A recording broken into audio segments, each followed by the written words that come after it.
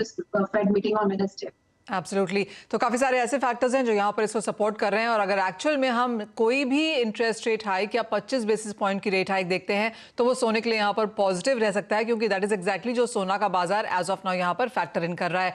राजेश जी, आपसे भी जानना चाहेंगे, अच्छी खासी उठापटक इस साल में ऑलरेडी हमने यहाँ पर देख ली है। 1810 का लो तो ऊपर में 1960 तक के हाइज यहाँ पर बनते हुए नजर आए हैं, तो $160 की मूवमेंट तो यहीं पर बनती हुई देखी है। कैसे देखते हैं आप प्राइसेस को आगे जाते हुए, और इस तरह की उठापटक में किस तरह की मांग है बाजार में? Thank you Manisha. हमारे बिजनेस के लिए गोल्ड लोन प्राइस बहुत मायने रखती है। जब कभी भी गोल्ड प्राइस बढ़ती है तो गोल्ड लोन डिमांड भी इंक्रीज होता है, क्योंकि जिसके पास गोल्ड होता है सो सेम एसेट्स पे उनको ज्यादा लोन मिल सकती है। सो आरबीआई ने regulated entity both NBFC as well as bank के लिए 75% का कैप है। सो जो भी गोल्ड लोन लेने आते हैं उनका एक कोशिश रहता है कि सेम एसेट्स पे इनको ज्यादा लोन कैसे मिल सकता है। सो हम लोगों ने अभी देखा है लास्ट मार्च में कंपेयर टू फरवरी ऑलरेडी अबाउट 12% का इंक्रीज है। हाफ द मंथ अभी 15 तारीख तक का डेटा कंपेयर किया तो ऑलरेडी डिमांड बढ़ चुकी है। सो पिछले 3 साल का डेटा कंपेयर किया तो जब कभी भी गोल्ड प्राइसेस बढ़ती है गोल्ड लोन डिमांड भी ऊपर चले जाती है। Reverse also is applicable, but generally prices इतना गिरी नहीं है। सो हम लोग की यही है उम्मीद है कि प्राइसेस 60,000 तक जाएगा। सो सेम एसेट पे लोगों को 15% ज्यादा लोन मिलेगा।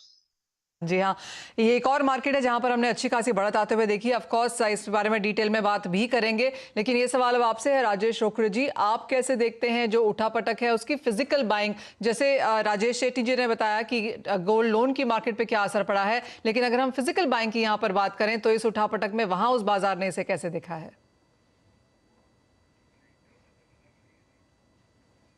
ओके, राजेश रोकड़े जी से यहाँ पर फिर से संपर्क करने की कोशिश करेंगे। कुणाल, आप कैसे देखते हैं ये करंट प्राइसेस? क्योंकि अच्छे खासे गेंस तो हैं ही, पोर्टफोलियो के लिए भी काफ़ी बेहतरीन है, आप सोने पे काफ़ी बुलिश भी रहे हैं। अब इन करंट लेवल्स पे क्या करने की राय देंगे अगले हफ्ते के लिए? अगर किसी को पोर्टफोलियो बनाना है, अगले 3 महीने के लिए बनाना है, तो वो क्या करें? गोल्ड का ओवरऑल व्यू है वो तेजी का ही है। मौजूदा स्तरों से हमने जो भी $15-20 $25 का फॉल आ सकता है जब फेड रेट बढ़ाता है तो थोड़ा सेंटिमेंटली नेगेटिव होता है। उसकी स्पीच भी देखनी होगी आगे जाके और रेट बढ़ाने वाले कि नहीं। So all this will have an impact on Boolean prices, but the broader trend is still positive. आज हमने देखा यूएस में, यूरोप में बैंकिंग में प्रॉब्लम आया। सो वी डोंट नो, अगर रेट बढ़ते रहेंगे तो आगे जाके कई और बैंकों में प्रॉब्लम आ सकते हैं, हाउसिंग में प्रॉब्लम आ सकते हैं, and we don't know which are the fractured areas. So higher rates जो पेस में रेट बढ़े हैं उसके कारण कहीं ना कहीं तो डैमेज होने वाला है। सो अभी हमने देखा बैंकिंग में डैमेज हुआ है, so it can spread to other domain. So ऐसे एनवायरनमेंट में भले गोल्ड नीचे भी जाएगा तो डाउनसाइड बहुत लिमिटेड है। मुझे लग रहा है 1880 1870 में शॉर्ट टर्म में नीचे गोल्ड नहीं जाएगा। ये सब लेवल्स के नीचे गोल्ड जाने की प्रोबेबिलिटी कम लग रही है। हमने ऑलरेडी एक अल्फा देख लिया है गोल्ड में।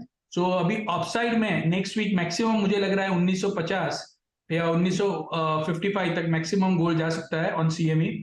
उससे ज्यादा अपसाइड के लिए we require more triggers. So directional view तेजी का है, छोटा मोटा प्रॉफिट टेकिंग आ सकता है नेक्स्ट वीक में। Try to capitalise on those profit taking और start making long position. Gold का जो लंबा व्यू है वो और भी तेजी का है,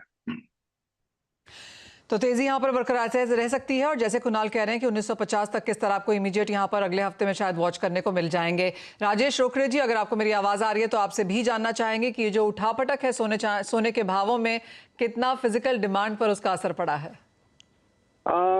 अभी देखा जाए तो गुड़ी पाड़वा और अक्षय तृतीया सामने है। इसकी तैयारी पूरी ज्वेलर्स ने वैसे भी 1 से 1.5 महीने पहले से कर लेते हैं, तो इस वजह से ऑलवेज डिमांड रहती है मार्केट में, क्योंकि इसके साथ ही अभी वेडिंग सीजन सामने है जी। तो ऑल और डिमांड की तैयारी से ज्वेलर्स ने अपना स्टॉक किया हुआ है। और सामने जो 2 बड़े त्योहार है जैसे गुड़ी पाड़वा और अक्षय तृतीया मैंने कहा है, तो इस वजह से डिमांड 100% आएगी, क्योंकि इतने सालों से यह बड़े 2 त्योहारों में सोना पब्लिक खरीदती है, यहाँ के लोग खरीदते हैं। इस वजह से डिमांड अच्छी खासी। हाँ, रेट में थोड़ा बड़ा है तो थोड़ा सा मार्केट में एक 2-4 दिन के लिए थोड़ा सा रुक जाता है, कस्टमर की एक स्टेबिलिटी आए। बट ओवरऑल देखेंगे आप पूरे 1 साल में करीब 15% का रिटर्न अगर गोल्ड देता है, तो एकमात्र यही एक चीज है जो रिटर्न मतलब एज ए इन्वेस्टमेंट भी सोचा जा सकता है और उसको यूज भी सोचा जा सकता है। इस वजह से इसके तरफ का जो मोह है वो कभी खत्म हुआ नहीं है और कभी होगा भी नहीं है। जी हाँ, और अगर अपने लोज की तरफ से देखें, इसी हफ्ते में करीबन 3-3.5 हज़ार की बढ़त हमने यहाँ पर सोने के प्राइसेस में आते हुए देखी है। कुणाल, एक इंपॉर्टेंट क्यों यहाँ पर रुपए का भी रहता है, क्योंकि वहां पर भी हल्का सा डेप्रिसिएशन हुआ है। तो अंतर्राष्ट्रीय बाजारों में सोना भले ही कम बढ़ा हो, लेकिन भारतीय बाजारों में हमने कुशनिंग इफेक्ट उस वजह से भी आते हुए देखा। जी, अगर आप देखेंगे रुपी इज वेरी इंपॉर्टेंट फैक्टर, और आगे जाके अगर ऐसे ही हमने देखा था, ये लास्ट 7 से 8 दिन में फेडरल रिजर्व की बैलेंस शीट $300 बिलियन से बड़ी है, और उसके बावजूद भी हमने रुपी में डेप्रिसिएशन आते हुए देखा है। So it will be very interesting. So यहाँ से फेड कोई भी इंडिकेशन देता है कि अगर आगे जाके वो इंटरेस्ट रेट नहीं बढ़ाएंगे, this is the last rate hike, then you will see a sharp fall in the dollar index. And so मुझे लग रहा है कि रुपी कहीं ना कहीं नेक्स्ट वीक पीक आउट हो जाएगा फॉर नेक्स्ट 2-3 मंथ्स, और on the down side it can go well below 82, 81.50 और perhaps 81. So I am expecting rupee to appreciate going forward. Ranisha, लोग तो सोना खरीदते ही हैं, जैसे कहा गया, जैसे राजेश ओखरे भी ने कहा कि सदियों से चला आ रहा है, किसी ना किसी लिहाज से हमारे पास यहाँ पर सोना होता ही है। और हमने एक हल्का सा ट्रांजिशन भी यहाँ पर इंडियन मार्केट्स में आता हुआ देखा है कि सिक्के और ज्वेलरी के अलावा अब यहाँ पर लोग ETF में डिजिटल गोल्ड के तरीके से, ई गोल्ड के तरीके से यहाँ पर अब सोना लेने लगे हैं। उस तरह वहाँ पर किस तरह की ग्रोथ आपको क्वार्टर ऑन क्वार्टर बेसिस पे देखने को मिली है? बिल्कुल आपने सही कहा मनीषा।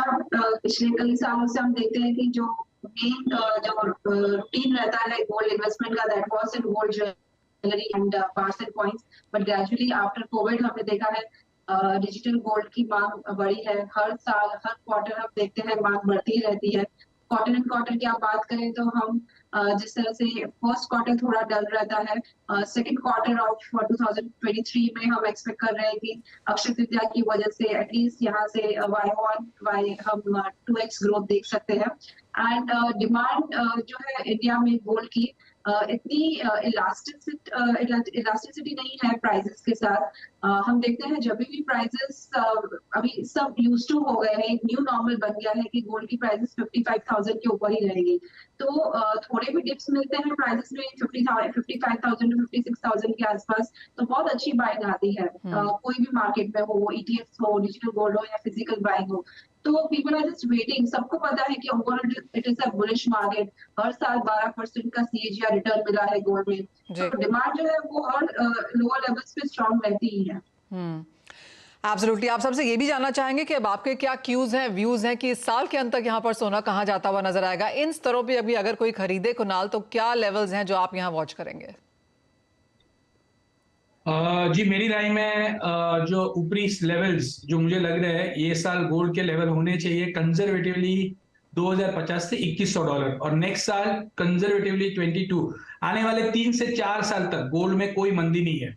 गोल्ड में छोटे मोटे करेक्शन आते रहेंगे। Gold prices are going to make new high, I am very confident, and levels is not material when I am saying it's making new high in the dollar terms. So level का ज्यादा important नहीं है, वो 2200 भी हो सकता है, 2300 भी हो सकता है, you don't know. So I am very bullish. आपको ज्यादा नहीं पर कंजर्वेटिवली 10-15% रिटर्न तो गोल्ड से मिलने ही वाला है, and there is no reason. आज जब वर्ल्ड की सेंट्रल बैंक ने 15, अगर आप ओवरऑल सेंट्रल बैंक की बाइंग देखेंगे, so as compare to the previous years, this last 12-13 महीने में जो सेंट्रल बैंक की बाइंग हुई है, दैट इज ह्यूमंगस। सो ऐसे में गोल्ड में कोई मंदी की जगह ही नहीं बनती है। 1500 टन रफली is a buying by central banks. जब सेंट्रल बैंक बाई कर रहे हैं तो आप क्यों डर रहे हो? जब आप कह रहे हैं कि 2100 और 2200 तक जाएगा, तो भारतीय बाजारों में क्या मान के चलें? 60,000, 62,000, 65,000? So here the equation is going to be very difficult and tricky, because if the dollar index goes below 100, let us say 3 months, 4 months down the line, तो वो टाइम पे हमारा रुपी हो जाएगा 80। सो सम ऑफ द गेन्स 3-4%, 5% अगर रुपी appreciate होता है तो इतना गेन चला जाएगा। तो इंटरनेशनल में 10% बढ़ेगा, तो इंडिया में फॉर एग्जांपल 6-7% बढ़ेगा। But we will still enjoy the gains, and gold party is going to continue for next 3 to 4 years. रनिशा, आप इस गोल्ड पार्टी में कितना कंट्रीब्यूशन कर रही हैं? जी मनीषा, मुझे लगता है कि गोल्ड की बुलिशनेस कंटिन्यू रहेगी बाय दिस ईयर एंड। मैं भी एक्सपेक्ट कर रही हूँ $2100 ऑन कॉमेक्स एंड अराउंड 62,000 तक की लेवल्स इंडियन मार्केट्स में देख सकते हैं। जिस तरह से अनसर्टेनिटी बनी हुई है, हाई इन्फ्लेशन है, इंटरेस्ट रेट अभी पीक आउट होने वाले, ये सारे के सारे सिनेरियोस यही दर्शाते हैं कि अभी भी पार्टी बाकी है एंड गोल्ड अभी भी न्यू हाइस टच करेगा। सो एवरी डिप्स पे बाय की मेरी भी रिकमेंडेशन रहती है। चलिए, तो व्यूअर्स को यही कहना है कि इस पार्टी में आप भी यहाँ पर आएँ और एंजॉय करें, और क्योंकि यहाँ पर अच्छे खासे मुनाफे बनते हुए नजर आ रहे हैं। राजेश रोकड़े जी, क्लियरली काफ़ी बुलिशनेस है यहाँ पर प्राइसेस को लेकर। किसी को अगर खरीदना हो तो आप कहेंगे ये सही लेवल्स हैं अपनी फ्यूचर बाइंग भी अभी कर लेने के लिए?